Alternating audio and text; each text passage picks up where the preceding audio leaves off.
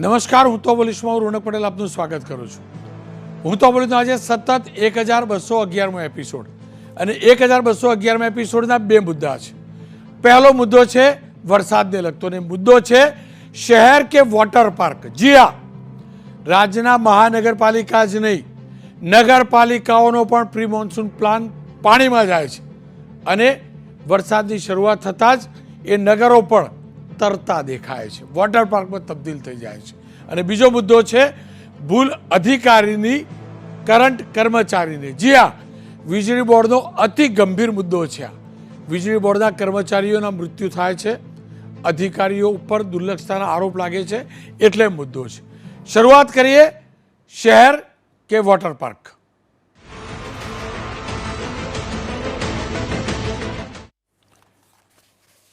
આ ચોમાસાની અંદર તમામની ફરિયાદ હતી મેઘરાજાને કે ઉત્તર ગુજરાત અને મધ્ય ગુજરાત ઉપર આશીર્વાદ નથી. મહત્તમ વરસાદ જે પડે છે તે સૌરાષ્ટ્ર અને દક્ષિણ ગુજરાતમાં પડે છે, પણ આ મેણું પણ મેઘરાજાએ ભાગી દીધું. મેઘરાજાએ મેણું તો ભાગ્યું, પણ જોડે જોડે એ તમામ ઉત્તર ગુજરાત અને મધ્ય ગુજરાતની નગરપાલિકાઓનું પાણી પણ માપી લીધું. અને આપણે જાણીએ છીએ આ પૈકીની કેટલીક નગરપાલિકાઓ તો હવે મહાનગરપાલિકા પણ થવાની છે. આજે જે વરસાદ પડ્યો છે તે ઉત્તર ગુજરાત અને મધ્ય ગુજરાતના જિલ્લાઓમાં સવિશેષ પડ્યો. અમદાવાદ શહેરમાં તો પડ્યો જ, પણ મહીસાગર જિલ્લામાં પણ પડ્યો, અરવલ્લીમાં પણ પડ્યો, ખેડા નડિયાદમાં પણ પડ્યો, મહેસાણામાં પણ પડ્યો, પાટણમાં પણ પડ્યો, વિસનગરમાં પણ પડ્યો, સાબરકાંઠા જિલ્લામાં પણ પડ્યો. પણ આ તમામની વચ્ચે એક પછી એક શહેરની શું હાલત થઈને એ જોવી સમજવી જરૂરી છે. અને એટલા માટે સમજવી જરૂરી છે કે શહેરી વિકાસ મંત્રાલય વિભાગે આને ગંભીરતાથી લેવી જરૂરી છે. કારણ કે જ્યારે વરસાદ પડે છે ને ત્યારે સ્થિતિ ઘણી ખરાબ થાય છે. મહેસાણાથી શરૂઆત કરી છે GJ2. GJ1 એટલે અમદાવાદનું તો પાણી દર ચોમાસે મપાય છે. હવે GJ2નું પાણી માપી લઈએ. આજે વહેલી સવારથી જ મહેસાણા જિલ્લા અને શહેરમાં વરસાદ પડ્યો. મહેસાણા તાલુકામાં 6 ઇંચ વરસાદ પડ્યો, વિસનગરમાં 6 ઇંચ વરસાદ પડ્યો.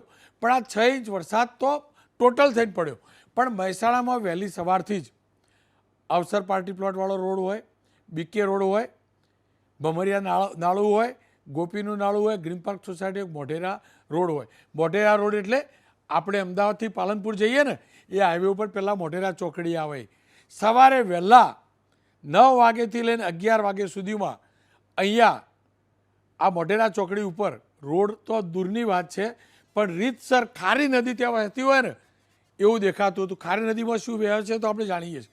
આ બાદ સવારના દ્રશ્યો જુઓ. મહેસાણા જેવી જ હાલત વિસનગરની પણ હતી, પણ મહેસાણાની તો ખરાબ સ્થિતિ ત્યારે થઈ કે અહીંયા શિક્ષણ વિભાગ પણ ઊંઘતો રહ્યો. શાળાના બાળકો એટલા અટવાયેલા જોવા મળ્યા, અનેક ગાડીઓ અટવાયેલી જોવા મળી, એમ્બ્યુલન્સ અટવાયેલી જોવા મળી. આ બધા પાછળનું કારણ અતિશય વરસાદ તો હતો માની લીધું, પણ અવ્યવસ્થા પણ એટલી જવાબદાર છે. મહેસાણા શહેર હોય, વિસનગર હોય, વિજાપુર હોય, જોટાણા હોય, સટલાસણા હોય, બહુચરાજી હોય, ખેરાલુ હોય, આ તમામ પંચાયત અને નગરપાલિકાઓ દુર્લક્ષ રહી છે. કારણ કે અત્યાર સુધી એમને પાણી જોયું જ નથી કે આટલું પાણી પડે. પણ છેલ્લા 5-7 વર્ષથી પડે છે વરસાદ, અને પડે ત્યારે 5-7 ઇંચ વરસાદ ચોક્કસથી પડે છે. ત્યારે સવાલ એ છે કે આ પ્રકારની વ્યવસ્થા કેમ નહીં? વિસનગરમાં કેમ નહીં? વિજાપુરમાં કેમ નહીં? ખેરાલુમાં કેમ નહીં? શું કારણ? નગરપાલિકાઓ શું કરે છે?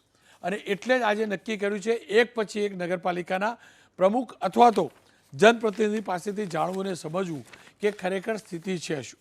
મહેસાણાની વાત કરીએ એટલે મિહિરભાઈ મારી સાથે જોડાયા છે, નગરપાલિકાના પ્રમુખ પણ છે અને ડૉક્ટર પણ છે. ડૉક્ટર સાહેબ, મેહોણાની અંદર પહેલી વાર પાણી પડ્યું અને જો આ નગરપાલિકાનું પાણી એ મપાઈ ગયું. મારા પૂરનું પોસ્ટમોર્ટમ કરવું છે. તમારી ખારી નદી રહી નથી, એ વેળો અને ગંદકીની દુનિયાભરનું છે, આખું ગામ જાણે, અને વર્ષોથી આ સ્થિતિ છે. તમારા ત્યાં પાણીના નિકાલનો રસ્તો કયો? મને એટલું કહી દો. ભગવાને તો દયા કહીને આપ્યો વરસાદ, પણ ભગવાનને પણ લાગશે કે આ શહેરમાં ના અપાય, શહેરને ના ડૂબાડાય. શું કારણ?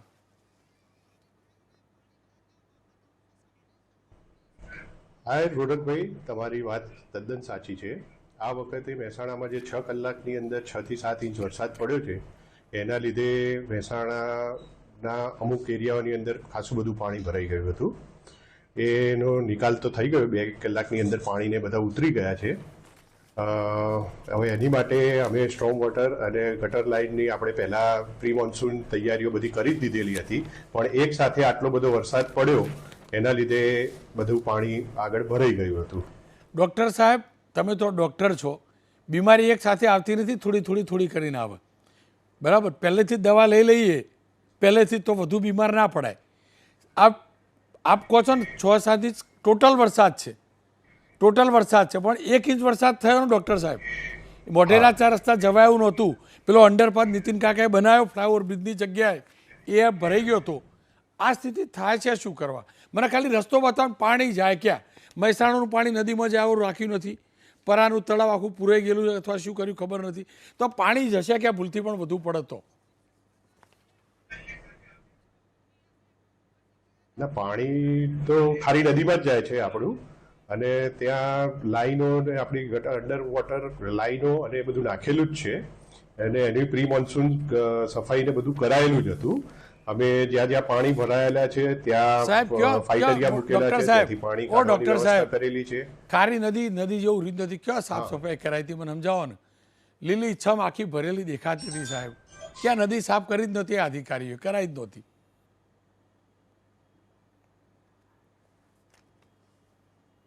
ના, એની પ્રી મોન્સૂન કાર્યવાહી એટલે નદીમાં નહીં, આપણે ગટર લાઈનની એની વાત છે, એ રહી આપણે સાફ કરાયેલી છે. અને ત્યાં ખારી નદીમાં પણ પાણી તો પુષ્કળ નીકળતું હતું જ. આજે અમે બધા રૂબરૂ જઈને ધારાસભ્ય આવેલા છે, બધાએ ત્યાં જઈને ચેક કરેલું છે, પાણીને બધું નીકળતું હતું જ. પણ એક સાથે આટલો બધો વરસાદ પડ્યો છે રોનકભાઈ, એટલે થોડી મહેસાણાના લોકોને તકલીફ પડી છે. એના માટે અમે બધા દિલગીર છીએ. અરે ડૉક્ટર સાહેબ, દિલગીરી વ્યક્ત નહીં કરી, મને એટલું કહી દો, કેટલો વરસાદ પડે ને તો મેહોણા બાયપાસ થઈને નીકળવું, શહેરમાં નહીં આવવાનું તમારા, એટલું કહી દો. ઉમિયામાના દર્શન કરવા જવું હોય તો મેહોણા શહેરમાં નહીં આવવાનું, કેટલા ઇંચે નહીં આવવાનું?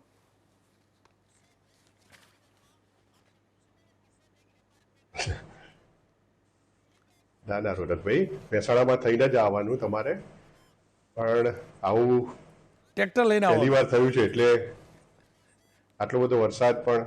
જી ખેર ડૉક્ટર સાહેબ, આપનો ખૂબ ખૂબ આભાર. આશા રાખું કે ખરેખર પ્રિમોન્સૂન કામગીરી જમીનની થાય.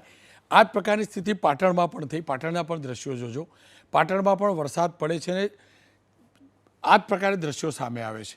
પાટણમાં પણ અનેક ઠેકાણે પાણી ભરાયેલા આજે જોવા મળ્યા, અને પાટણમાં એટલો બધો વરસાદ નહોતો જેટલો મહેસાણાની અંદર હતો, પણ આપ આ દ્રશ્યો જોઈ શકો છો.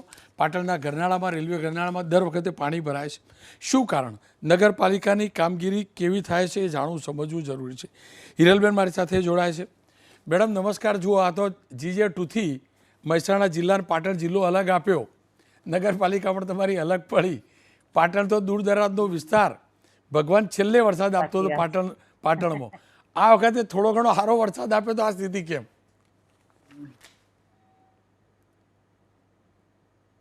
પાટણ એટલું મોટું નહીં, પણ છતાંય આ પરિસ્થિતિ થાય, કેમ કે ઊંડાણવાળા વિસ્તારો છે, નીચાણવાળા વિસ્તારો છે, તો આ પરિસ્થિતિ થવાની. પણ એટલું પાણી ભરાતું નહીં, જોકે નીકળી જાય છે સમયસર, અડધા કલાકમાં પાણી નીકળી જાય છે. પણ બેન, આજે તો ભરાયેલું જોવા મળ્યું ને બેન, મને એટલું કહો, કેમ? એટલું મોટું શહેર નથી આપણું. જૂના જમાનામાં એ શાસનમાં કેટલા સરસ મજાના તળાવ હતા કે સીધું પાણી વરસાદ પડે અને સીધું તળાવ સુધી પાણી ઓટોમેટિક જાય. આપણે દુનિયાભરના નિર્માણો થઈ ગયા, એ જ એક તો એ કારણ પણ તો ખરું ને. હા, પણ પાટણનો પાણીનો પ્રશ્ન તો વર્ષો જૂનો છે ને, વર્ષો જૂનો પ્રશ્ન છે. સાથે સાથે અત્યારે અમારા નવા DPR પ્રમાણે 20 કરોડના ખર્ચે પાણીની પાઇપલાઇનો નાખવાની, એ બધું મંજૂર થઈ ગયેલું છે. કામ સતત ચાલુ છે, બધું જોડે કરાવીએ છીએ અમે. અમારી નગરપાલિકા સતત નીચાણવાળા વિસ્તારોની મુલાકાત લેતી હોય છે. હું પોતે અધિકારીઓ સાથે, ટીમ સાથે પણ વારંવાર જઉં છું, લોકોને મળું છું, અને વારંવાર જે પાણી ભરાય છે એની સમસ્યાનો નિકાલ લાવવા પ્રયત્ન કરું છું. પ્રી મોન્સૂન કામગીરી બેન ખરેખર થઈ છે ખરી, કે પછી ક્યાંક ઇલેક્શન હતું ને આ બધી સ્થિતિ હતી એમાં વિલંબમાં મુકાઈ? ના, પ્રી મોન્સૂન કામગીરી અમે અમારા દેખરેખ હેઠળ જ કરાઈ છે. અમારી જે સ્ટ્રોમ વોટર લાઈનો છે એની સફાઈ અમે કરાઈ છે. જે કેનાલો છે કેનાલોની સફાઈ પણ અમે જોડે રહી જેસીબી દ્વારા કરાવવામાં આવેલી છે. અમે સાથે અધિકારીઓને પણ રાખ્યા છે. અમુક ટાઈમ અમે પોતે પણ ઊભા રહ્યા છીએ અને અમે આ કામગીરી કરાઈ છે. તો બેન, શું કારણ આનંદ સરોવરથી લઈ બીએમ હાઈસ્કૂલ માર્ગ ઉપર દર વખત પાણી ભરાઈ જાય? એ ભાગ નીચાણવાળો છે, વત્તા પબ્લિકનું શું થાય કે કચરો બી અમુક ટાઈમે આવી જતો હોય, પણ છતાં અમે જેવો વરસાદ ઓછો થાય એવો તરત અમે માણસની ટીમ મોકલી એ કચરોની સફાઈને થાય અને પાણી ઓછું ભરે એવા પ્રયત્નો કરીએ છીએ. મેડમ, આપનો ખૂબ ખૂબ આભાર. કેમ કે લાંબા સમય પછી વરસાદ પડ્યો એટલે વરસાદને તો દોષ ના આપી શકાય કે અચાનક વધુ પડ્યો, પણ આશા રાખું હજી ચોમાસું અડધું જ છે, અડધું બાકી છે. જે પણ કામગીરી હોય સત્વરે પૂરી થાય જેથી ભવિષ્યમાં તકલીફ ન પડે. હવે મધ્ય ગુજરાત તરફ જઈએ, ઉત્તર ગુજરાત તરફ ફરીથી આવીશું. નડિયાદની વાત કરી લઈ. નડિયાદની અંદર ખેડા જિલ્લામાં છેલ્લા કેટલાક સમયથી આપણે જોઈએ છીએ, આણંદમાં પણ આ પ્રકારની સ્થિતિ સર્જાય છે, નડિયાદમાં પણ અનેક ઠેકાણે પાણી ભરાય છે. નડિયાદ તાલુકાની વાત કરીએ તો નડિયાદ તાલુકામાં સરેરાશ જે સરકારી આંકડા છે એ પ્રકારે 1.5 ઇંચ વરસાદ પડ્યો છે, પણ નડિયાદ શહેરમાં ચોક્કસથી 5 થી 6 ઇંચની વચ્ચેનો વરસાદ પડ્યો છે તેવું કહેવાય છે. અને અનેક વિસ્તારો એવા છે નડિયાદ શહેરના જ્યાં પાણી ભરાયા હતા, એ રબારીવાસ હોય, સંતરામ મંદિર હોય, મહાગુજરાત મેડિકલ કોલેજ હોય, વાણિયાવાડ સર્કલ હોય, ઘૂંટણસમાં પાણી હતા. અને શારદા મંદિર ચોકડી પર તો બસ મોટો ભૂવો પણ પડ્યો હતો. આપ જોઈ શકો છો, એક રોડ પણ તૂટ્યો છે. ભૂવો નગરપાલિકાએ જેસીબીની મદદથી કામગીરી પણ શરૂ કરી છે. તો નડિયાદ અમદાવાદ હાઈવે પર વરસોલ નજીક હાઈવેનું ધોવાણ પણ થયું છે. 70 મીટરનો રોડનું ધોવાણ થતાં ડાયવર્ઝન પણ અપાયું હતું. આ જ પ્રકારની સ્થિતિ કપડવંજ, ગળતેશ્વર, મૌધા, કઠલાલ, ઠાસરા સહિતના તાલુકાઓમાં વરસાદ પડ્યો અને ત્યાં જળભરાવ થયેલો જોવા મળ્યો. સવાલ એ છે કે જે નગરપાલિકા નડિયાદ તો નગરપાલિકામાંથી મહાનગરપાલિકા થવા જઈ રહ્યું છે, મહેસાણા પણ નગરપાલિકામાંથી મહાનગરપાલિકા થવા જઈ રહ્યું છે. ત્યારે સવાલ એ છે કે એક નગર હવે મહાનગરપાલિકામાં જઈ રહ્યું છે, ત્યારે શું એ પ્રકારની વ્યવસ્થા કરીને જઈ રહ્યું છે? કારણ કે મહાનગરપાલિકા થશે, નવી ટીપી પડશે, ડીપી પડશે, બધું પડશે, તો ખરેખર એ પ્રકારનું આયોજન છે? ડ્રેનેજ, સ્ટોમ વોટર બંનેની વ્યવસ્થા છે કે પછી ખાલી કહેવાય કે ભાઈ તમે માગણી કરીને મહાનગરપાલિકા આપી દીધી એટલે સવાલ થાય છે કે આજે જબરજસ્ત પાણી ભરાયેલા જોવા મળ્યા છે. મારી સાથે પંકજભાઈ જોડાયા છે. પંકજભાઈ ધારાસભ્ય છે અને વર્ષોથી આ વિસ્તારના ધારાસભ્ય પણ છે. પંકજભાઈ, વર્ષો જૂની આ માગણી મહાનગરપાલિકાની તમે પૂરી તો કરી અને હવે મહાનગરપાલિકા થઈ પણ જશે અને બધાને લાગશે બી ખરું કે આપણે નગરમાં મહાનગરમાં રહીએ છીએ, પણ અમારા અમદાવાદ જેવું તો નહીં થાય ને. અમદાવાદની અંદર આજે પણ જે નવા વિસ્તારો જોડાયા ને પંકજભાઈ, એમની હાલત બહુ ખરાબ છે. તમારા ત્યાં હવે નગરપાલિકામાંથી મહાનગરપાલિકા થશે તો આ સ્ટોમ વોટર અને પાણીની એની જોડે આ ડ્રેનેજ અને સ્ટોમ વોટર બધાની વ્યવસ્થા છે કે પછી ખાલી પાટિયું જ બદલાવાનું?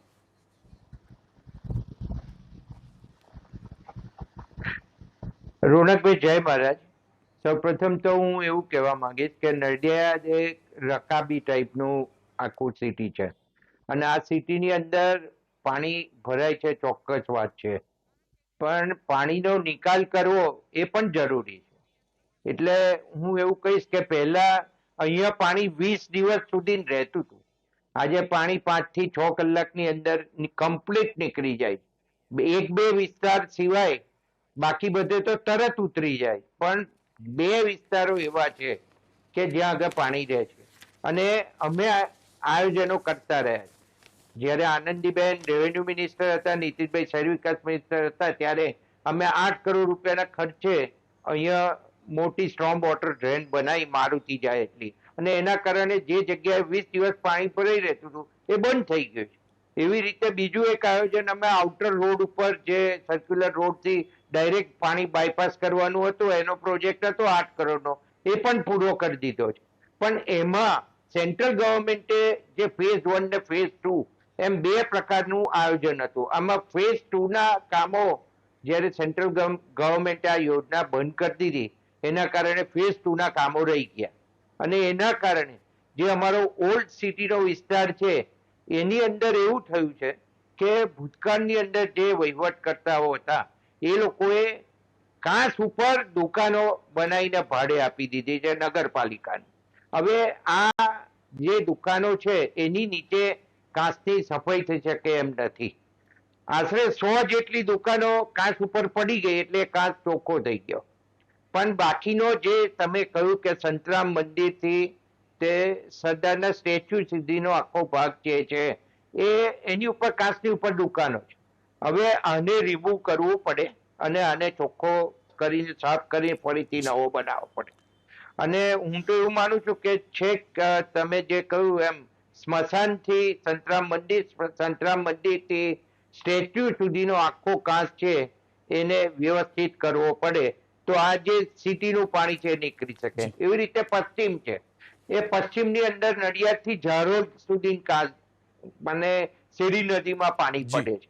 તો એ 7 થી 8 કિલોમીટરનો કેચમેન્ટ એરિયા આખો થયો અને એની અંદર જ્યારે વરસાદ પડે અને આ બધા ભાગમાં વરસાદ પડ્યો છે અને 6.5 ઇંચ વરસાદ થયો છે એટલે સ્વાભાવિક છે કે પાણી કાંસમાં ભરેલું હોય અને એ આગળનું પાણી પહેલું લે અને નડિયાદનું છેક નડિયાદથી શરૂ થતો એટલે પછી લે એટલે થોડી મુશ્કેલી પડી આજે. પણ અમે દરેક અમારા અંડરગ્રાઉન્ડ બ્રિજીસ છે એની અંદર ધારો કે શ્રેયસ ગરનારું છે તો શ્રેયસ ગરનારાની અંદર 80 HP નો પંપ 50 અને 30 HP નો પંપ અત્યારે ચાલુ છે. વૈશાલી ગરનારું ખાલી થઈ ગયું ક્યારનું અને એમાં 50 HP નો પંપ ચાલતો હતો. એવી રીતે છેલ્લું ખોડિયાર નારું છે એમાં પણ 50 HP નો પંપ ચાલુ છે. આજે ખાલી થઈ જશે કલાકમાં બધું ખાલી. પંકજભાઈ સાંભળો, જુઓ જી, તમારો જિલ્લો તો મારા સરદાર સાહેબનો જિલ્લો છે અને સરદાર સાહેબ અમદાવાદના સુધરેના પ્રમુખ હતા ને. અમદાવાદમાં પૂર આવ્યું હતું ને અડધી રાતે તમારા ત્યાં આવી ટ્રેક્ટર પાવડા બધું લાવી આખી દિવાલ તોડી નાખેલી. બરાબર, હવે તો આધુનિક ટેકનોલોજી આવી ગઈ. તમે કહો છો કાચ ઉપર ગેરકાયદેસર દુકાનો બની છે 100 તોડી, બધી તોડ તો કોણ રોકે છે? બુલડોઝર નહીં? સરદાર સાહેબ વખત તો બુલડોઝર નહોતું છતાં ત્યાંથી ટ્રેક્ટર લઈને આવેલા. હવે એમના જ ભૂમિના તમે લોકો કેમ એ વ્હીલ પાવર ને અડધી રાતે કેમ બુલડોઝર ના ફેરવી દેવાય? એમાં અત્યાર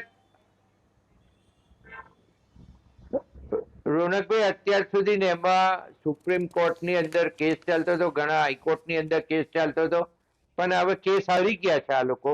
એટલે ભવિષ્યની અંદર આખું પ્લાનિંગ એનું છે જ અને એ પ્લાનિંગ કોર્પોરેશન થશે એટલે એની શરૂઆત થશે. અને બીજું વધતા ઓવરબ્રિજ પણ બનવાનો છે.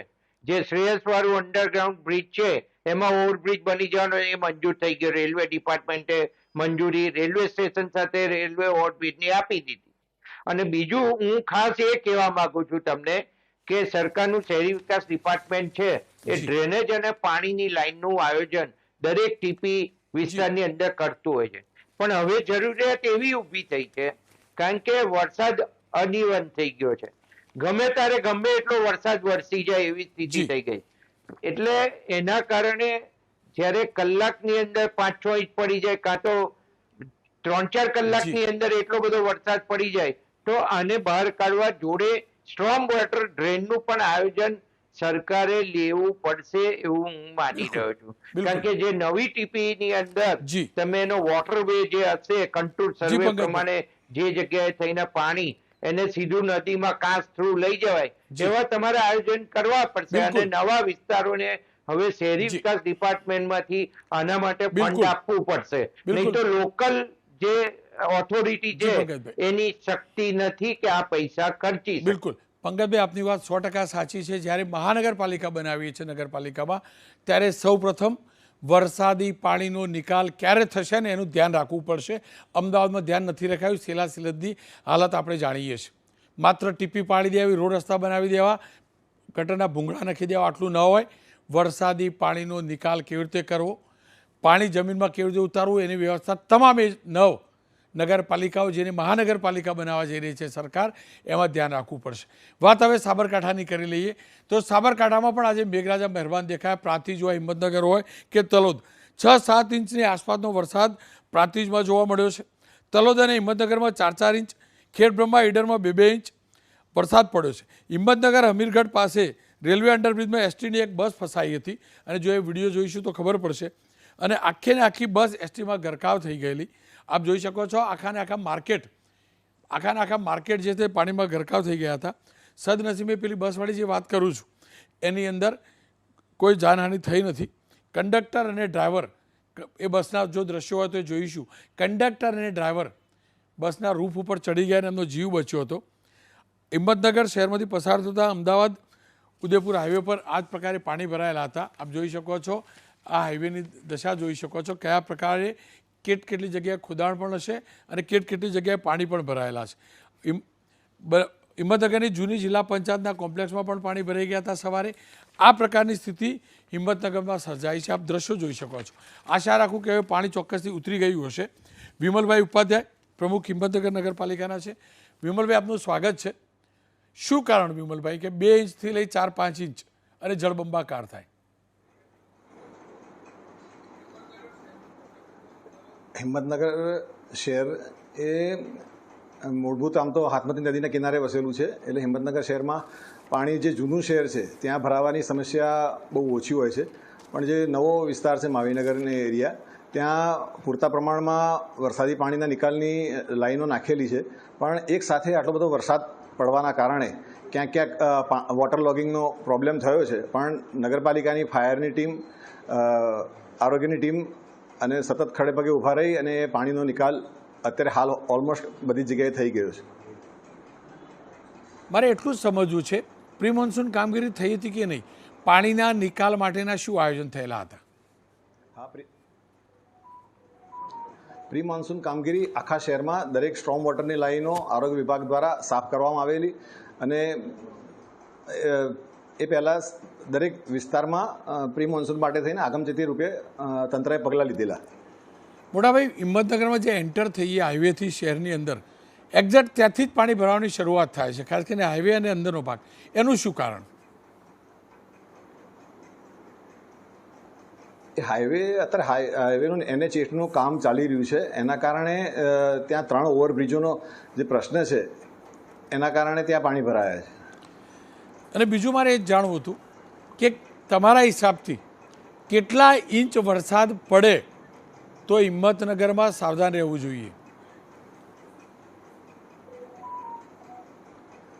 1 કલાકમાં 4 ઇંચથી ઉપર વધારે વરસાદ પડી જાય તો હિંમતનગરમાં સાવધાન રહેવું પડે. પણ મોટાભાઈ, આ તો 4 ઇંચ નહોતો પડ્યો 1 કલાકમાં. હા, એટલે એક સાથે જ પણ 2 કલાકમાં 5 ઇંચ વરસાદ થઈ ગયો, એના કારણે આ પ્રોબ્લેમ થયો હતો. હું એ જ કહેવાનો પ્રયાસ કરું છું મોટાભાઈ. 2-2.5-3 કલાકની અંદર વરસાદ પડ્યો છે અને શરૂઆતથી જ જળભરાવ શરૂ થાય છે. એનો મતલબ પાણીના નિકાલના આપણે રસ્તા રાખ્યા નથી, ગેરકાયદેસર નિર્માણો થયા હશે. જે આપ કહો છો નદી કિનારે છે, ઉપરથી તો ઢોળાવ એ પ્રકારે હોય કે સીધું પાણી નદીમાં જતું રહે. હા, પણ જે હિંમતનગર શહેરનો નવો જે માવીનગર એરિયા છે એ ત્યાં જે માર્કેટ યાર્ડનો એરિયા છે તે આખા માવીનગર એરિયાનું જે મોટા કેચમેન્ટ એરિયાનું પાણી ત્યાં ભરાય છે, ત્યાંથી પછી સાયફન મારફતે અમે નદીમાં લઈ જઈએ છીએ. તો જ્યાં સુધી પાણી ત્યાં નિકાલ ન થાય ત્યાં સુધી પાછળના એરિયાનો પાણી નીકળતું નથી. એના કારણે આ થોડો પ્રોબ્લેમ થતો હોય છે. પણ જેવો વરસાદ બંધ થાય છે એના 15-20 મિનિટમાં માવીનગરના તમામ એરિયામાંથી પાણી નીકળી જાય છે. પ્રમુખ સાહેબ, આપનો ખૂબ ખૂબ આભાર. આપે કહ્યું કે તરત નીકળી જાય છે, પરંતુ તમારા શહેરની અનેક દુકાનો આજે પાણીમાં ગરકાવ જોવા મળી છે, અનેક શોપિંગ સેન્ટરો પાણીમાં ગરકાવ જોવા મળ્યા છે. ખેર, વાત હવે અરવલ્લીની કરી લઈએ તો અરવલ્લીમાં પણ આ જ પ્રકારની સ્થિતિ જોવા મળી. દ્રશ્યો ફૂલ સ્ક્રીન જોજો અરવલ્લીના. અરવલ્લી, મેઘરજ અને મોડાસા તમામ ઠેકાણે આ જ પ્રકારે પાણી ભરાયેલા જોવા મળ્યા. અનેક ઠેકાણે લોકોની દુકાનોમાં પાણી ભરાયા, અનેક ઠેકાણે લોકોના ઘરમાં પાણી ભરાયા છે. બાયડમાં 2.5 ઇંચ વરસાદ વરસ્યો, ભિલોડામાં 2 ઇંચ વરસાદ વરસ્યો, મોડાસામાં 4 ઇંચ વરસાદ વરસ્યો, મેઘરજમાં 4 ઇંચ વરસાદ વરસ્યો. પરંતુ તમામ ઠેકાણે આપણે જોઈએ છીએ કે જળબંબાકારની સ્થિતિ આપણને અરવલ્લી જિલ્લામાં જોવા મળી છે. મોડાસા શામળાજી હાઈવે પર પણ એ જ પ્રકારની સ્થિતિ થાય છે. હાઈવે ડિઝાઇનિંગમાં કોઈ તકલીફ છે કે પછી હાઈવેના જંકશન પોઈન્ટ ઉપરથી પાણી નીકળવાના રસ્તા નથી, કહેવું મુશ્કેલ છે. પરંતુ આ દ્રશ્યો ઘણું બધું કહી જાય છે કે કયા પ્રકારની સ્થિતિ સર્જાય છે. મહીસાગરની વાત કરી લઈએ તો મહીસાગરમાં પણ આ પ્રકારની સ્થિતિ હોય છે. મહીસાગરના આજના દ્રશ્યો જોજો.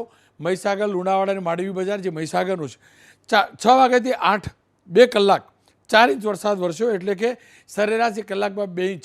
અને જે પ્રકારે સ્થિતિ સર્જાઈ છે, આપ તમામ નગરપાલિકાઓની હાલત જોઈ શકો છો. નગર નાના છે, પણ ત્યાંના નાગરિકો પણ તો નાગરિક છે, ત્યાંના દુકાનદારો પણ તો દુકાનદાર છે. શું કારણ હોઈ શકે કે પાણીના નિકાલના પ્રોપર બંદોબસ્ત નથી કરાતો, જેના કારણે આ પ્રકારની સ્થિતિ સર્જાય છે? હવે છેલ્લે વાત આપણા અમદાવાદની કરી લઈએ. જે હરમેશ સ્માર્ટ સિટીના દાવા કરે છે, સ્માર્ટ સિટીનો દાવો થાય છે અમદાવાદની અંદર, પણ હું ફરીથી કહું છું, આ કોર્પોરેશનના પાપે મારા અમદાવાદના અનેક વિસ્તારોમાં પાણીમાં ગરકાવ થાય છે. એટલું જ નહીં, મારા અમદાવાદને કાળા પાણીની સજા થાય છે, કારણ કે ગટરના પાણી બેક મારે છે. જોયેલા આ દ્રશ્યો અમદાવાદ કોર્પોરેશનના એ તમામ અધિકારીઓ પદાધિકારીઓ જે મોટી મોટી વાર્તાઓ કરે છે, જોઈ લો અહેવાલ. વરસાદે તો વિરામ લીધો છે, પરંતુ ઠેર ઠેર પાણી ભરાવાની જે સમસ્યા છે તે યથાવત હોય તેવા દ્રશ્યો અલગ અલગ વિસ્તારોમાં સામે આવતા હોય તે જ પ્રકારની પરિસ્થિતિ હાલ અમદાવાદના બોપલ વિસ્તારમાં આવેલા સ્ટર્લિંગ સિટીમાં જોવા મળી રહી છે. સ્ટર્લિંગ સિટીમાં જે અલગ અલગ જગ્યાઓ આવેલી છે તેમાં જે સેક્ટર 1 અને 3 જવાનો જે રસ્તો છે ત્યાં સાથે જ સિદ્ધિ બંગલોઝ પાસે ને અન્ય જગ્યાઓએ જ આ પ્રકારના પાણી ભરાયેલા હોય તે પ્રકારની સ્થિતિ હાલ જોવા મળી રહી છે. વાહન ચાલકોને આ ભરાયેલા પાણીમાંથી વાહન નીકાળવાની જે ફરજ પડી રહી છે તે બતાવે છે. ક્યાંક ગટરો બેક મારતી હોય, ક્યાંક વરસાદી પાણીના નિકાલ માટેની પૂરતી વ્યવસ્થા ન હોય તે પ્રકારની સ્થિતિ હાલ જોવા મળી રહી છે. જે રાહદારીઓ અહીંયાથી બહાર રોડ ઉપર આવવા માગતા હોય તેમણે પણ લગભગ ઢીંચણ સમા પાણીમાંથી પસાર થવું પડે તે પ્રકારની સ્થિતિ હાલ અહીંયા નિર્માણ પામી છે. વરસાદે તો વિરામ લીધો છે, પરંતુ વરસાદે વિરામ લીધા બાદ પણ હાલ જે પ્રકારની સ્થિતિ છે તેમાં ઠેર ઠેર પાણી ભરાયેલા જોવા મળી રહ્યા છે. કુણાલ ભાવસાર સાથે તેજસ મહેતા, એબીપી અસ્મિતા, અમદાવાદ. વરસાદ વિરામ લે છે અને કોર્પોરેશનને લાત બચી જાય છે મહાનગરપાલિકાની. 1-2 ઇંચ વરસાદની અંદર અમદાવાદના અનેક વિસ્તારો પાણીમાં ગરકાવ થાય છે. આ સ્થિતિ સુરતની પણ થાય છે, આ સ્થિતિ વડોદરાની પણ થાય છે, આ સ્થિતિ રાજકોટની પણ થાય છે. એનો મતલબ મહાનગરપાલિકાઓમાં પ્રી મોન્સૂન કામગીરી પ્રોપર થતી નથી. સાથે જ સૌથી મોટું કોઈ કારણ હોય તો ગેરકાયદેસર નિર્માણ અને પાણી વહનના, ચોમાસાના વરસાદી પાણી વહનના જે નૈસર્ગિક રસ્તા છે એના ઉપર થયેલા ગેરકાયદેસર દબાણ છે. કોઈ એના ઉપર ધ્યાન આપતું નથી, પણ આ વાસ્તવિકતા છે. સાથે જ વરસાદી પાણી જમીનમાં ઉતારવાના નિયમ પણ છે હાઈરાઇઝ બિલ્ડિંગ માટે, નવા કન્સ્ટ્રક્શન માટે, પણ એનું પાલન નથી થતું. એ તમામ લોકો જાણીએ છીએ અને એટલે જ એ પાણી રોડ ઉપર આવે છે. અને પાણી ભરાય છે. આડેધડ ફ્લાયઓવર બ્રિજ બનાવ્યા, પાણી નિકાલના રસ્તા ન જોયા. આડેધડ હાઈવે બન્યા, નિકાલના રસ્તા ન જોયા. એટલે જ નગરપાલિકાઓની પણ એ હાલત થાય છે. આશા રાખું મહાનગરપાલિકા અને નગરપાલિકાના સત્તાધીશો જાગે. અમે ડૂબીશું નહીં, અમે જીવીશું ને તો તમને કર આપીશું. એ ધ્યાનમાં રાખે. અમે કાળા પાણીની સજા માટે નથી જન્મ્યા, નથી કર ભરતા. અમદાવાદના અનેક ઠેકાણા ગટરોમાંથી બેક પાણી મારે છે અને કાળું પાણી ભરાય છે.